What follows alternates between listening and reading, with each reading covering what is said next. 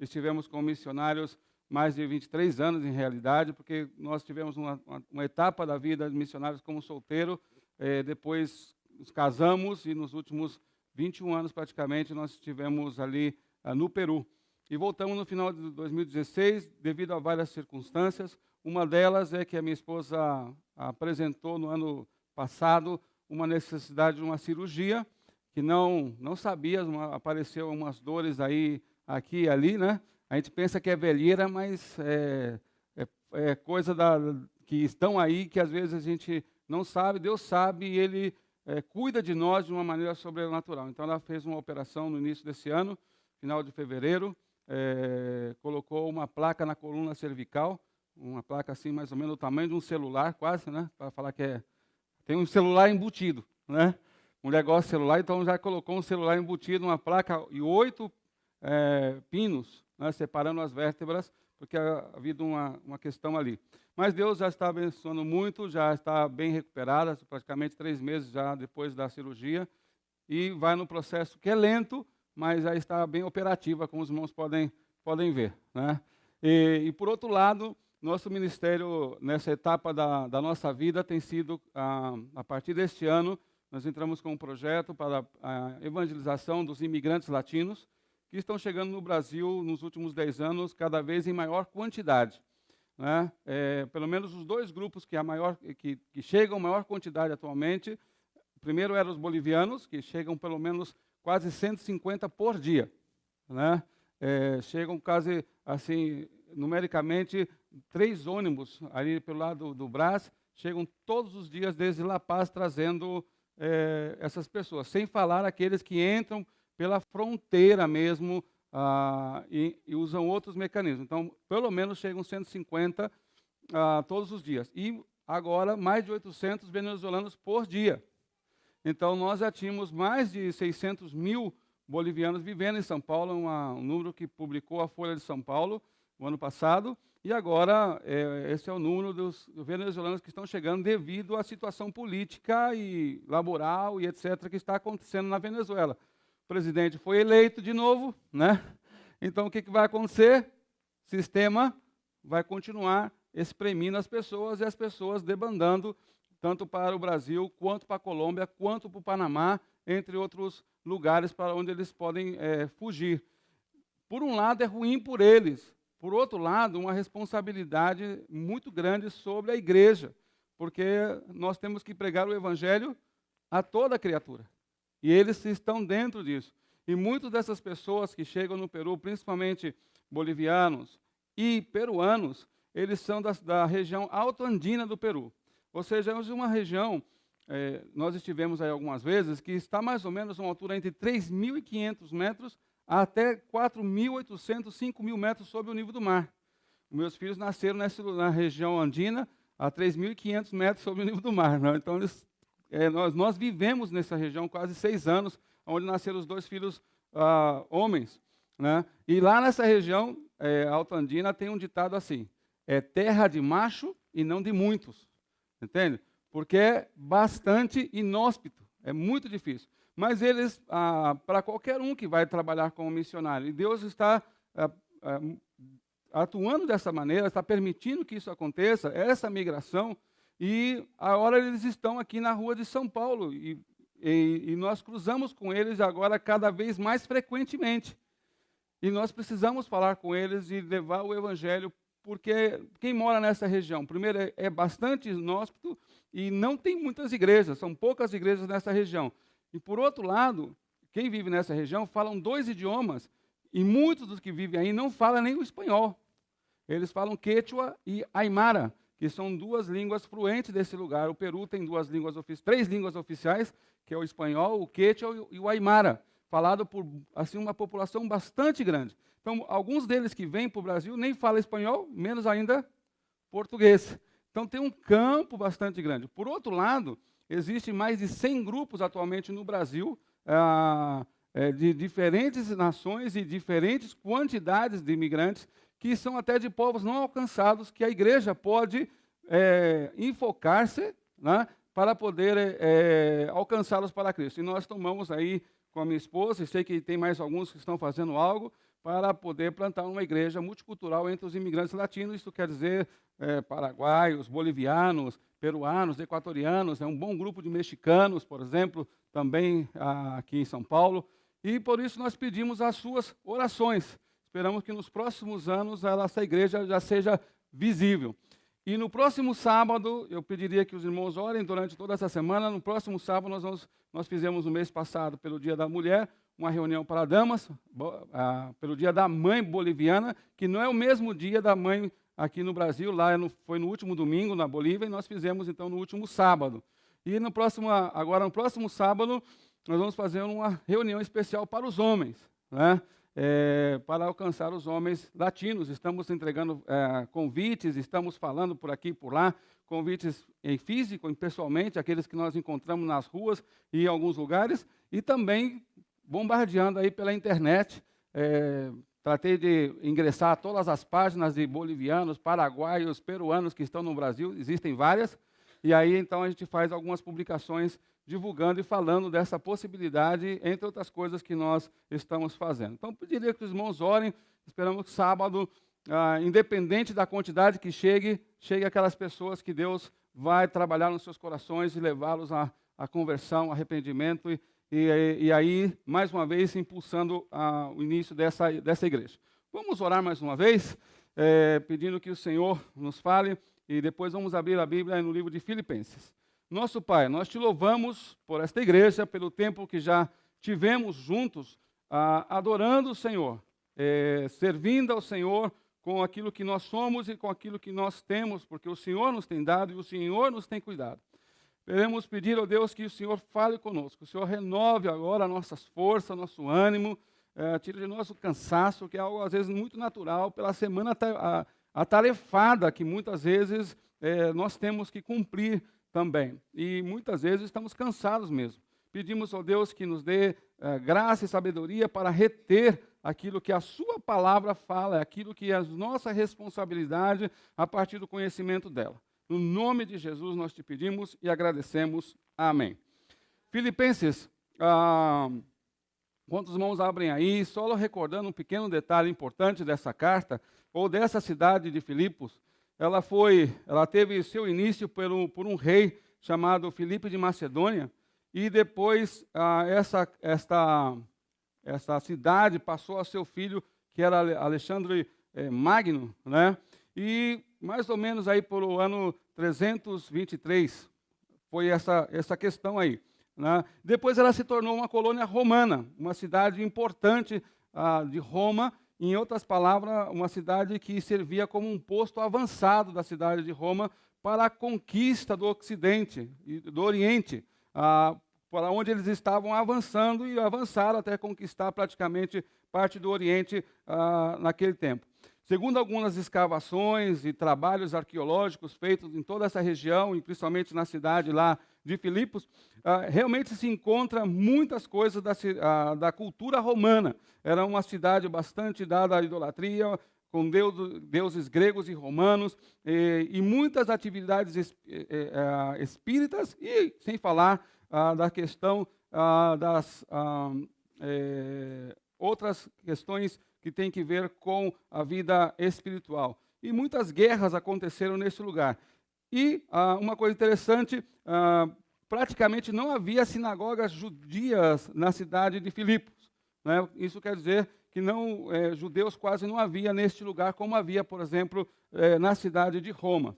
Paulo chega nessa cidade, mais ou menos na sua segunda viagem missionária, em Atos capítulo 16, tá? Em Atos capítulo 16 é quando ele chega nessa cidade, aí pelo ano 51 a 52 da era cristã, ele chega aí para começar a plantar esta igreja. Agora, ele envia essa carta para a igreja de Filipe, mais ou menos pelo ano 60. Então ele chega no ano 51 ou 52, mas ele envia a carta mais ou menos pelo ano 60, ou seja, quando a igreja de Filipe tinha apenas 8 anos. Então era uma igreja praticamente saindo da infância para a pré-adolescência. Era uma igreja muito ainda, se pode dizer assim, infante, no sentido da palavra, mas não infantil no quanto às suas práticas, quanto à sua atividade como igreja. Mas era uma igreja que tinha pouco tempo de existência. E logo no primeiro versículo, Filipenses 1, versículo 1, diz: Paulo e Timóteo, servos de Jesus Cristo, a todos os santos em Cristo Jesus, que estão em Filipos, com os bispos e diáconos. Ou seja, já havia boa liderança nessa igreja. Ainda com 8 anos de existência, já estava formando uma boa liderança naquela igreja. Agora, uma coisa que é muito interessante, quando Paulo escreveu essa carta, ele estava preso em Roma, tanto que ele vai falar no capítulo 1 que a prisão dele não foi uma desgraça para a vida cristã ou para o evangelho, mas bem foi um benefício, porque ele estando na cidade de Roma, ele pôde pregar aos guardas que guardavam ele lá na prisão. Tanto que ele diz que o evangelho foi conhecido de toda a guarda pretoriana. Então, enquanto ele estava lá na cidade de Roma, há um fator interessante para a cidade de Filipe, ou para a igreja de Filipe, é que ela estava quase no meio entre Roma e a cidade de Antioquia, ou a igreja de Antioquia, que era a igreja mãe de onde Paulo tinha saído para poder pregar o evangelho. Então, mais ou menos assim, vamos dizer que aqui o púlpito onde eu estou seja a cidade de Filipos, tá? E ali, naquele canto, seja a cidade de Antioquia. Então, Paulo estava mais ou menos, Filipos estava mais ou menos ali da cidade de Antioquia, mais de 1.200 quilômetros, Filipos estava. E da cidade de Roma, que estaria para o outro lado, a igreja de Filipe estava mais ou menos a 1.500 quilômetros de distância, ou seja, ela estava quase no meio entre Paulo, que estava na prisão, e a igreja mãe que havia enviado Paulo para plantar essa igreja. Então ele está aqui no meio. O seu fundador estava preso e a igreja mãe estava distante. Então eles estavam agora em uma cidade que tinha mais de 150 mil habitantes, uma colônia romana, uma colônia de avançada, que estava debaixo das leis romanas. Essa igreja estava, de um certo modo, sozinha ali, e eles podiam perguntar: e agora? O nosso missionário que plantou está preso. A igreja que o enviou está a mais de quase 1.500 quilômetros de distância. E agora?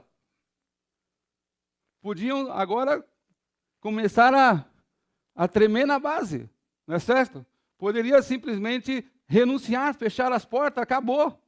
Poderiam simplesmente, como uma frase muito comum usada no Peru, que vem do boxe, né, jogar a toalha. Ela usa muito isso, tirar a toalha.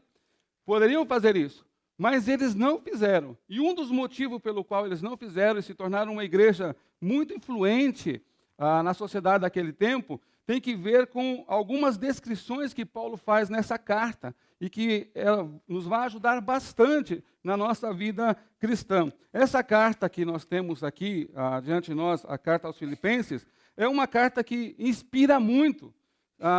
Paulo não era um expositor motivacional, mas, sinceramente, na carta aos Filipenses, talvez pensando nessa distância que eles estavam dele e estavam da igreja que havia enviado Paulo, nessa carta ele abre o seu coração, mas é uma carta que fala muito sobre a alegria de viver, a alegria de ser um cristão, a alegria de realmente poder levantar o nome de Cristo e de viver. Tanto que no capítulo 1 nós vamos saber, ele vai falar muito sobre a alegria de viver. No capítulo 2 ele vai falar da alegria de servir. No capítulo 3 ele vai falar da alegria que deve haver entre os cristãos quando se juntam na comunhão como igreja. E no capítulo 4 ele vai falar muito das alegrias através da oração e de ver as recompensas que Deus nos dá. Então, uma carta que é um estímulo para as nossas vidas. É uma carta que nós, como cristãos, deveríamos conhecer bem, que nós deveríamos ler muito, que nós deveríamos meditar muito, porque é uma carta de um homem que Deus usou, que estava na prisão, para uma igreja que estava passando por um momento, assim, de quase que ficar sozinha, não é certo? Em meio, vamos dizer assim, a um momento de escuridão, porque havia muita perseguição para com os crentes devido aos imperadores romanos, porque os imperadores romanos eram adorados como deuses, e os cristãos e os judeus não cristãos também, eles não se curvavam diante dos homens, então havia muita perseguição por causa disso. E essa igreja, nesse momento, Paulo então escreve para eles e dá algumas palavras que eu estou seguro que pode ser de grande bênção para nossas vidas e nos vai ajudar muito. Eu gostaria de falar de algumas dessas palavras nesta manhã, e minha oração é que ela seja de alimento, de estímulo, de fortaleza, e que possa ser de vigor espiritual para a sua vida, como tem sido para a minha mesma. A primeira palavra que nós encontramos está aí no versículo 9 e 10 de Filipenses capítulo 1. Vamos estar aí, se você tem a sua Bíblia na mão. Se não tem, como dizia o meu pastor, que o Gesteli e Josué conheceram bastante, senta ao lado de um crente, né? Então, se... Oi? Ah, tá, obrigado. Você pode ler comigo aí. Então, Filipenses capítulo 1, versículo 9 e 10. Paulo escreve assim: também faço esta oração, que o vosso amor aumente mais e mais em pleno conhecimento e toda a percepção, para aprovardes as coisas excelentes e seres sinceros e inculpáveis para o dia de Cristo. Então, a primeira palavra que nós encontramos aqui, que é de bênção para a nossa vida, que a oração de Paulo não foi pedir para que eles fossem livrados do Império Romano, não foi pedir para que eles fossem salvos da perseguição, das torturas, de serem presos e levados para serem brincar com os gladiadores lá nos coliseus que eles tinham, ou para ver como saía da situação de enfrentar com leões e outros tipos de animais, enfim, de muitas coisas, ou simplesmente ser levados como escravos para trabalhar nas galeras romanas, que atravessava e que combatia a pirataria no mar Mediterrâneo. Não foi essa a oração que Paulo fez. A primeira das orações que Paulo faz por eles aqui é pedir que o amor deles aumente mais e mais. Porque diante de toda essa luta, diante de toda essa prova, diante de toda essa perseguição, se eles não tivessem amor por Deus, você crê que eles permaneceriam firmes? Um crente só retrocede na fé, só caminha para trás, só abandona a sua fé se ele não tiver um amor, como diz aqui, um amor sincero. Então Paulo ora para que o amor deles aumente também em conhecimento. Quanto mais nós conhecemos a Deus e sabemos quem é Deus e o que Deus está fazendo e o que Deus pode fazer por mim, isso nos vai ajudar a amar a Deus com mais profundidade, com mais sinceridade, com mais paixão. Uma das orações que eu tenho todos os dias, por mim pessoalmente e pelos meus filhos, é que eles sejam cada vez mais apaixonados por Deus. Mas uma paixão que os consuma realmente.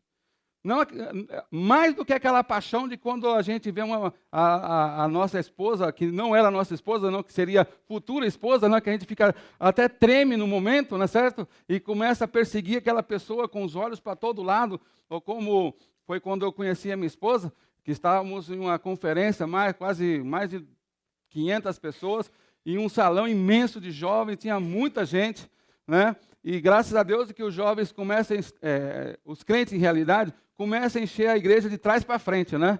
Então, lá não foi diferente nesse evento. Então, quando ela chegou, e não sei por que chegou um pouco mais tarde, aí eu estava sentado aqui na frente, só tinha o primeiro banco praticamente vazio. Então, levantei a mão e falei, aqui tem lugar, né? E desde aí, está até hoje, não é certo? Então, mas Paulo faz uma oração para que o amor seja ainda maior que esse, uma paixão tão profunda, por um amor tão profundo que estariam dispostos a, se presos, se acusados injustamente ou perseguidos por alguma forma, eles jamais abandonariam ao Senhor, porque tem uma paixão por Deus.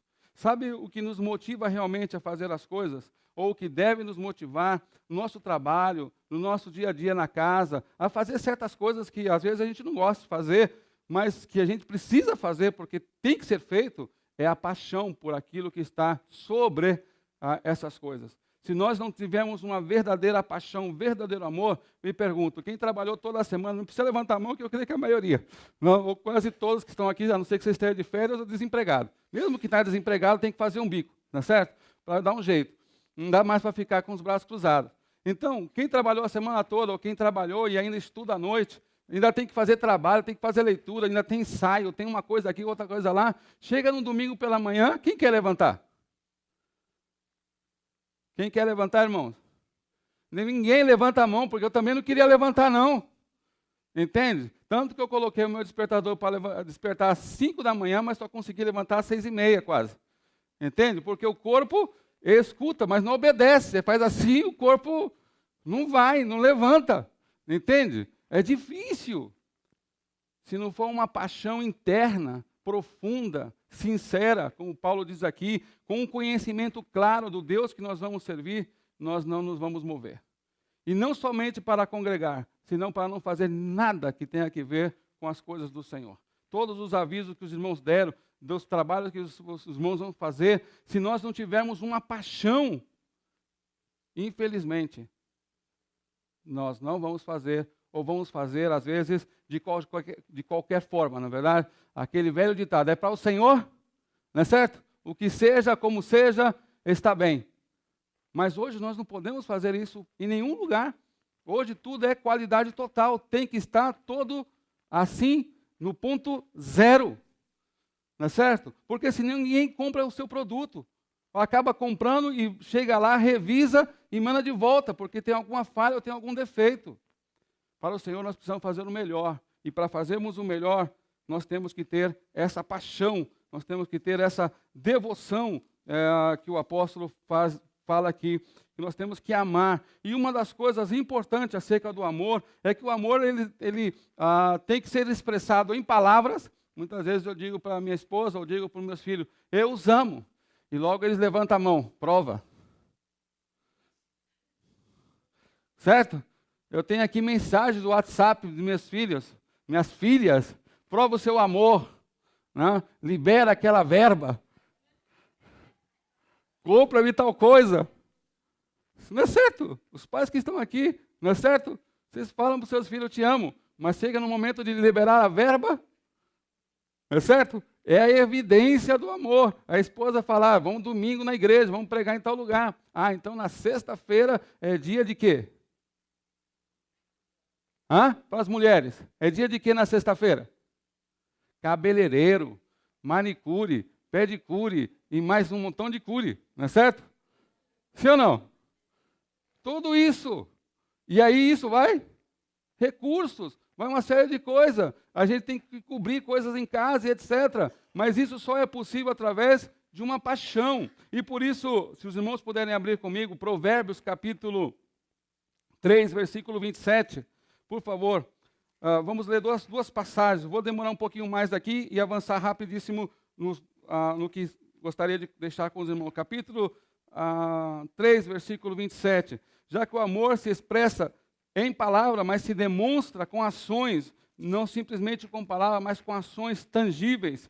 Provérbios capítulo 3, versículo 27 e 28.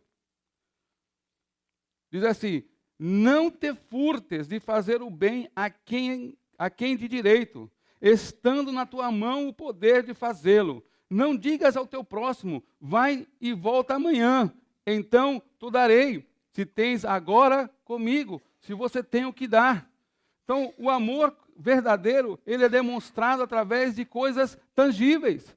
E às vezes nós temos, ou nós temos os recursos, ou nós temos o tempo, ou nós temos o talento para fazer alguma coisa, mas por algo dentro de nós, ou quem sabe melhor, por algo que falta dentro de nós, que é esse amor apaixonado realmente, às vezes, como diz o início do versículo 27, furtes, nós nos roubamos a nós mesmos o privilégio de servir a Deus e de servir aos nossos irmãos e de servir a este mundo. Por isso que o texto começa, não te furtes esse privilégio. Todos os anúncios dados aqui da Cracolândia, do quilo de amor, que não sei se era quilo de amor, mas tinha que ver algo com alimento, não é certo? Então, etc., é uma oportunidade de nós demonstrarmos essa paixão por Deus. É uma oportunidade de deixar simplesmente as palavras e caminhar para a ação, como Deus nos diz aqui em sua palavra. Por isso Paulo orava por eles, que o vosso amor aumente mais, mais e mais e mais. Quando Paulo escreve em Romanos capítulo 12, ele é ainda mais extremista, porque Romanos 12 fala das ações de uma vida transformada, e ele diz assim: não te vingues a vós mesmos, mas dá lugar à ira de Deus. Porque ele estava escrevendo para cristãos na cidade de Roma, que viam diariamente, quem sabe, a morte de outros cristãos, a perseguição de outros cristãos, quem sabe até dos seus próprios familiares e coisas assim. E Paulo ora por eles, dizendo, fala para eles, não te vingues, dá lugar a Deus para que Ele faça a justiça por vocês. Mas tenha um amor, enquanto dependa de vocês, estejam em paz com todos. Estejam em paz.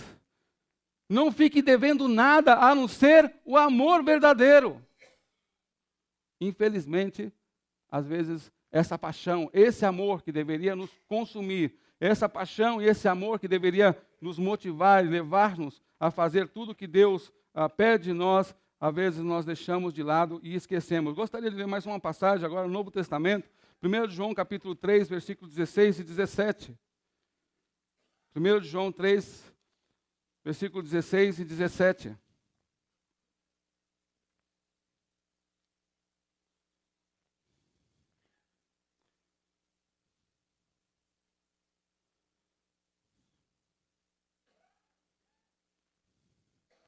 Ok? Estamos?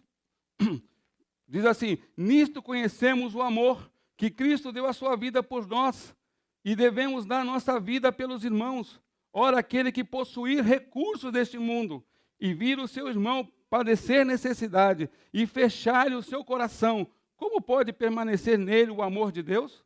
Como pode permanecer o amor nele o amor de Deus? Então nós precisamos orar e orar para que Deus nos encha com essa paixão, com esse amor, um amor sincero, para que quando nós escutamos dessas necessidades ou escutamos dessas estatísticas, de tantos imigrantes que estão chegando no Brasil. Ademais dos imigrantes, temos os refugiados que também estão chegando no Brasil e que têm muitas necessidades. Nós não podemos ficar tranquilos, nós não podemos ficar calmos e nós temos que nos envolver, nós precisamos fazer alguma coisa, nós precisamos ser realmente movidos do nosso lugar. E o que nos vai mover do nosso lugar, da nossa tranquilidade, é um amor, uma paixão profunda para com Deus e logo por aqueles que estão passando por algum momento, por alguma necessidade. Pergunta aqui.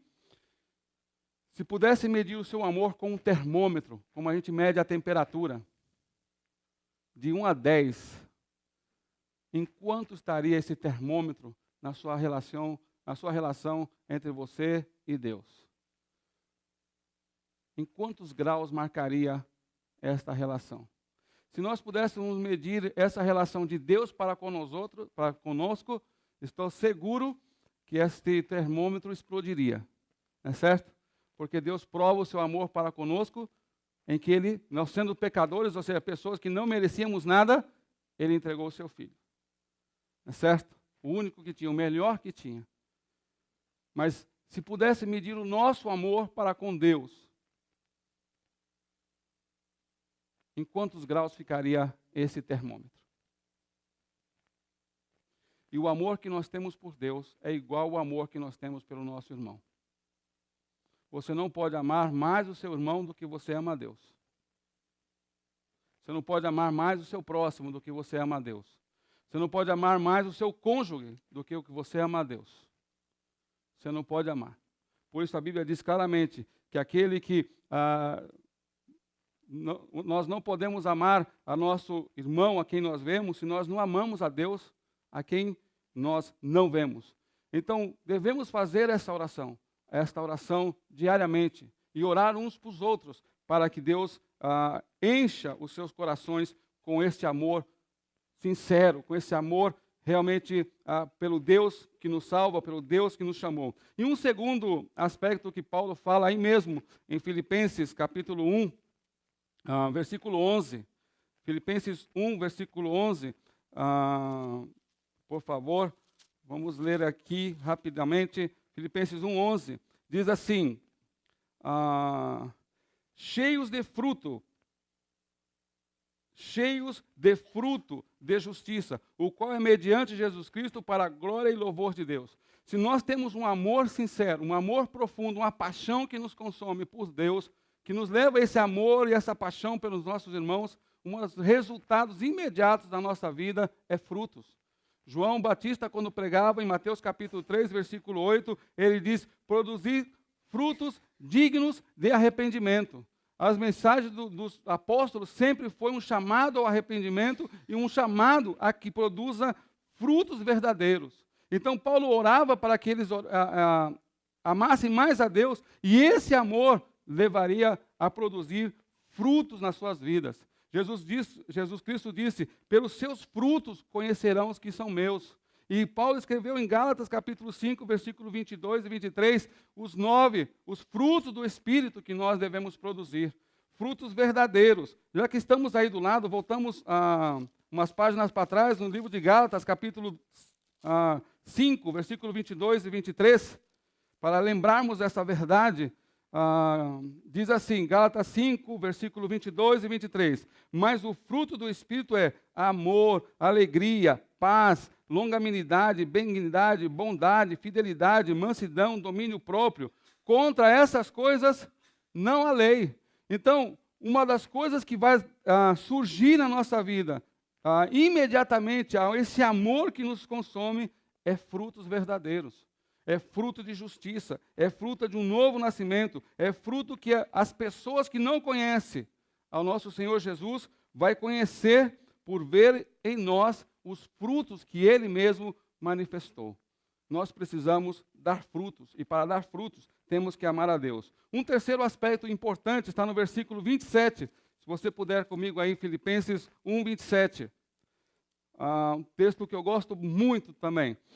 Filipenses 1, 27, o apóstolo escreve assim, vivei acima de tudo por modo digno do evangelho de Cristo, para que, ou indo ver-vos, ou estando ausente, ouça no tocante a vós outros, que estáis firmes em um só espírito, como uma só alma, lutando pela fé evangélica. Em outras palavras, o apóstolo nos está desafiando, assim como desafiou aquela igreja, que nós devemos honrar a Cristo, devemos honrar a nosso Deus com uma vida que demonstre quem Ele é. Uma vida que as pessoas olhem para nós, no nosso diário viver, naquilo que nós fazemos, que vejam a Cristo em nossas vidas. Olha,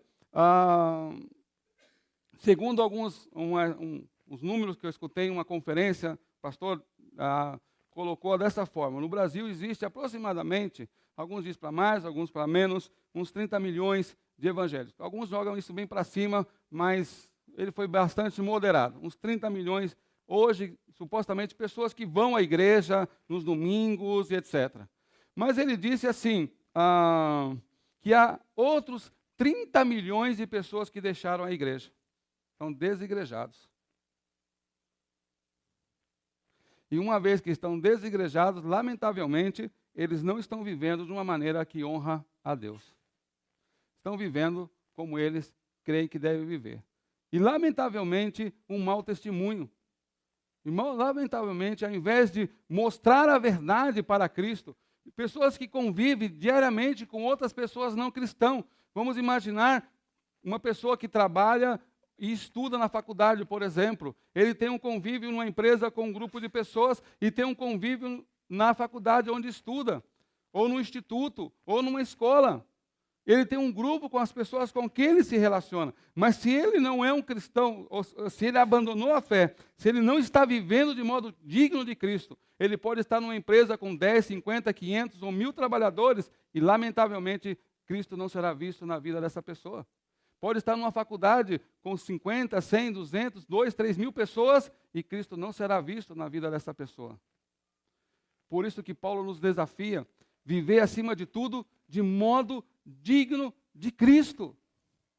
Ou seja, que seja uma honra para nós levantar o nome de Cristo, falar do nome de Cristo. Às vezes eu fico olhando nas camisas que as pessoas colocam, né? Às vezes tem caveira, às vezes tem até nomes blasfemos, né? Que as pessoas usam e cristãos usam. Mas quando você fala, põe uma camisa que leve o nome de Cristo, não dá, né? Assim eu vou chamar muita atenção. Aí todo mundo vai descobrir quem eu sou. Mas deveria ser dessa forma. Deveríamos fazer todo o possível, como escreve Paulo lá em Coríntios. Né? Tudo faço por causa do Evangelho. Uma pessoa que faz tudo pelo Evangelho é uma pessoa que está apaixonada por Cristo, que quer fazê-lo conhecido de todas as formas, que sabe que essas pessoas precisam escutar ou se perderão para sempre, e que cada dia é uma oportunidade de transmitir essa verdade. Uma pessoa apaixonada, ela vai honrar a Cristo, vai viver uma vida em que Ele é glorificado, em que Ele é exaltado de uma forma realmente poderosa, de uma forma única. E isso vai exatamente com o que Paulo escreveu em 1 Coríntios capítulo 11, versículo 1. Sede meus imitadores, como eu sou de Cristo. Sede meus imitadores. Não imite o mundo. Não siga o caminho do mundo, não siga o caminho que nós escutamos através das músicas, vemos através dos filmes, e etc, etc. Eu vejo filme com meus filhos de vez em quando, e tem alguns filmes que às vezes dá vergonha, mas a gente vê porque, infelizmente, lamentavelmente, é o que tem, e nós precisamos vigiar e orar para saber o que estão vendo. Eu não sei quase tudo o que eles escutam, porque a maioria dos meus filhos tem a bênção de conhecer, falar em inglês, então eu fico aí nesse momento meio desqualificado, porque eu não falo nada de inglês, né? Eu sempre falo para minha filha, você fala em inglês só isso, I like good good. É a única coisa que eu aprendi, eu sei que não está bem, mas era uma brincadeira que a gente fazia quando estava no acampamento, né? Mas é só uma brincadeira. Mas eu não sei, eu sei muito pouco, entende? Algumas palavras, algumas coisas, mas a gente precisa ver, às vezes estamos vendo e eu falo, olha só, que blasfêmia, que insulto ao nome de Cristo. Olha só. E nós precisamos entender essas coisas. E nós precisamos honrar ao nosso Deus. Nós temos que ser imitadores. Em 1 Coríntios capítulo 10, versículo 30, diz que nós devemos viver para a glória de Deus. Tudo que nós fizermos deve ser feito para a glória de Deus. Em outras palavras, Paulo estava dizendo à igreja de Filipe, está certo que os insultam, que os perseguem, que matam hoje e prendem um para matar amanhã. E coisas piores, pessoas são desquartizadas, cortadas pelo meio, são crucificadas, e etc, etc, etc, etc. Não dá para viver como cristão nessa época. Era o que Paulo estava dizendo para eles. Realmente é difícil. Ele também estava esperando o seu julgamento, e segundo a tradição, ele foi decapitado em Roma. Compreende? Está certo, isso pode acontecer mesmo, mas nós não podemos deixar de viver de um modo inferior ao que viveria um cristão. Em outras palavras, nós temos que viver de uma maneira que levante, que exalte esse evangelho. Nós não podemos trazer esse evangelho ao nível humano. Nós temos que subir o nosso nível com a ajuda de Deus ao nível que está o evangelho. Nós não podemos fazer isso. Nós temos que honrar ao nosso Deus e viver para Ele. Dos mas, e termino. Uma palavra mas, no versículo 29, de Filipenses capítulo 1, Filipenses capítulo 1, versículo 29, diz assim, porque nos foi concedido a graça de padeceres por Cristo e não somente de crer nele, porque nos foi concedido a graça. A palavra graça todo mundo sabe, né? Ou pelo menos a maioria, favor imerecido. Você não merecia sofrer, mas Deus te deu essa graça para você sofrer mesmo. É o que está dizendo aí. Entendeu? Ou seja, você não queria, mas Ele te deu. Ele nos deu a nós. Em outras palavras, o texto está falando de sacrifício.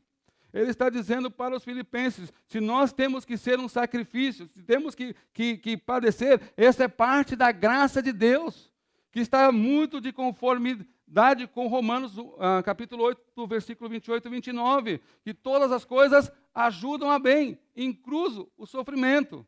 Mas nós vivemos uma época em que dois pensamentos que têm ressuscitado com grande força, que é o hedonismo e o narcisismo. O narcisismo, o amor por si mesmo, né? Cada vez mais bonito. Então, as pessoas vão para frente do espelho e só sai dali quando já não tem mais, já está super atrasado, né? Se você não vir agora, você vai ficar. Aí solta o espelho, né? Está apaixonado por ele mesmo. E o outro é o hedonismo, que não quer nada de sofrimento. Tudo tem que ser chévere, temos que passá-la bem, tem que ser o melhor, tem que ser assim. Não está disposto a sacrifício. Mas, não sei se os irmãos se lembram, quando nós celebramos a ceia do Senhor, o que nós celebramos? A morte e a ressurreição. O sacrifício e a vida. Se nós formos ser um sacrifício, é porque nós cremos que vamos ter uma vida. Sabe por que as pessoas não querem sacrifício? Porque já não creem que existe ressurreição. Já não creem que existe uma vida depois dessa. Já não tem o valor de dizer, como Paulo diz aqui em Filipenses 1:21, melhor é morrer e estar com Cristo. Não, melhor é ficar aqui e desfrutar da vida. Esse é o pensamento de muitos. Mas se nós quisermos fazer a obra do Senhor, se nós quisermos cumprir com o nosso chamado missionário, se nós quisermos ser uma igreja que realmente influencia a nossa sociedade, o nosso ambiente, o lugar onde nós estivermos, nós temos que estar dispostos ao sacrifício. Às vezes, com minha esposa, nós temos feito a sondagem para saber onde estão os imigrantes latinos, porque sabemos que existe uma boa quantidade, mais de 600 mil em São Paulo. Mas ninguém sabe exatamente onde estão os bairros que têm uma quantidade que vale a pena começar uma igreja naquele lugar.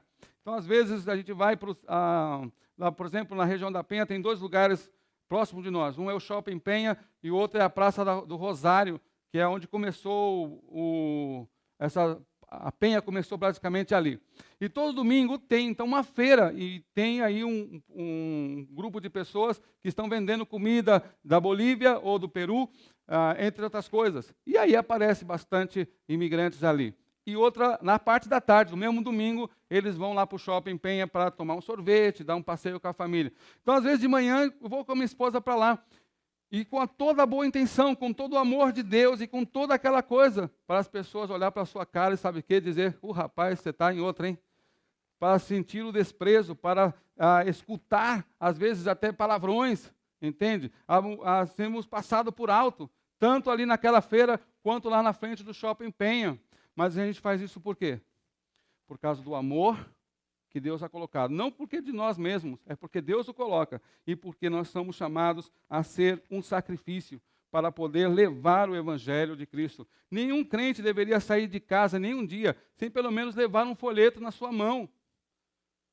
E ter seguro que Deus pode usar algum momento do seu dia para você entregar uma mensagem para alguém. Deus coloca a pessoa dos nossos lados para que nós possamos compartilhar com eles o Evangelho. Mas quantos de nós saem de casa pelo menos levando um folheto, um que seja, mas deveríamos levar um pouco mais e então entregar quando tivermos uma oportunidade, orar por ela, mas estar preparado se ela apresentar-se. Quantas vezes estamos em fila, estamos em algum lugar e as pessoas estão falando um montão de assuntos que não tem nada a ver e nós entramos nesse assunto e nos perdemos também. Nós precisamos mudar o ambiente e levar aquelas pessoas a Cristo. Mas por que não fazemos isso? Porque nós queremos o sacrifício. O preço é muito alto. O preço a ser pago, às vezes, é muito pesado para nós.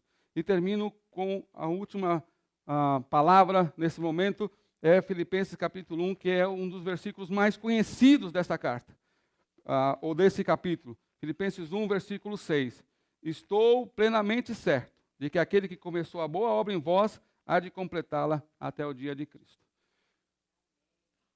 Apesar das nossas falências, apesar das dificuldades, apesar de que podemos estar passando por um momento de prova, apesar de que, de repente, o meu amor por Cristo, que poderia estar em um 10 ou um 8, pode estar em um 2 ou um 2 negativo, entende? Apesar disso, apesar da situação, apesar de que, de repente, estou fugindo de ser um sacrifício, de ser usado por Deus, ou não quero amar a Deus porque talvez eu tenha que amar aquele irmão que me fez algum problema, que pisou na bola comigo, né? Que pediu algo emprestado e nunca devolveu. A quantos lhe passou isso? Sim ou não? Várias vezes, não é certo? Ou que deram o seu nome para as campanhas aí que as irmãs estão promovendo e nunca aparece, não é certo? Então a gente crê que vai vir um montão de gente, chega no dia, 2 gatos, 3 gatos pigados, a gente tem que fazer tudo. Às vezes até amanhecer de trabalho, Entende? E a gente, se querendo ou não, guardamos certa moléstia dentro de nós. Compreende? Mas, irmãos, apesar de todas essas coisas, a promessa de Deus não importa onde nós estamos, assim como não importava onde estava aquela igreja, longe de Paulo, longe da cidade de Antioquia, da sua igreja mãe. O que Deus está usando Paulo para dizer para eles: eu vou completar a obra em vocês. Vocês serão uma grande igreja. Vocês serão uma igreja vitoriosa. Vocês farão grandes coisas. E se você olhar um mapa vou usar uma palavra aqui, mas é só por causa do tema mesmo. A evolução do cristianismo entre o primeiro século e o terceiro século. No primeiro século, você pega um mapa e você vê uma quantidade de igrejas, porque Paulo foi um grande mentor. Mas no terceiro século, você já vê que quase toda aquela região tinha igreja. Centos de igrejas. Por quê? Sabe por quê? Porque Deus cumpriu essa palavra. A obra foi realmente terminada com eles, no sentido de ajudá-los a crescer, de ajudá-los a madurar, de ajudá-los a ser uma igreja que influenciou aquela sociedade. Tanto, que historicamente, e ninguém pode provar realmente, realisticamente, no ano 300 aproximadamente, até o imperador se converte.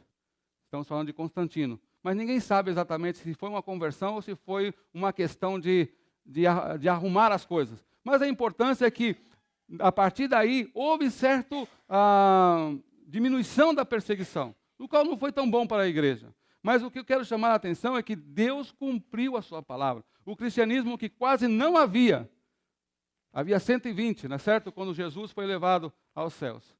Ele chegou a ser a religião ou a fé aceitada pelo Estado. Porque Deus cumpriu. E Deus vai cumprir na vida dessa igreja. Não sei a dificuldade, as provas, as adversidades que você está passando, mas é uma promessa para nós, que Ele vai cumprir. E nós devemos orar por isso. Nós devemos orar por isso, para que Ele cumpra, que Ele termine a sua obra na nossa vida. Vocês estão aqui porque Deus tem um propósito para a sua vida. Deus tem um propósito para essa igreja. Ele não terminou ainda, só vai terminar quando Ele venha. Enquanto nós estivermos aqui, esse bairro precisa ser alcançado por Cristo. E Cristo quer usar a sua vida. Enquanto vocês ficarem aqui, Deus quer alcançar essa cidade. Enquanto vocês estiverem aqui, Deus quer alcançar o mundo. Deus quer alcançar esses imigrantes ou os refugiados. E Ele vai fazer isso através de vocês, porque Ele vai completar a sua obra. Vamos orar. Nosso Deus, te louvamos porque o Senhor é Deus. E exemplos como nós encontramos nessa carta, a igreja de Filipos, podíamos ver muitas outras coisas. Mas pedimos, ó Deus, que as passagens lidas, estas passagens lidas, fiquem no coração dos teus filhos, no meu coração. Não as minhas palavras, não as minhas explicações limitadas. Ó Deus, te pedimos em nome de Jesus, porque é a palavra do Senhor que faz a obra, que possa completá-la, que tenhamos este amor realmente profundo, sincero. Ó Deus, que nada nos detenha, porque sabemos que temos algo muito mais excelente esperando por nós. No nome de Jesus, que o Senhor complete a obra na vida desta igreja, para a honra e glória do teu santo nome. Em nome de Jesus, amém.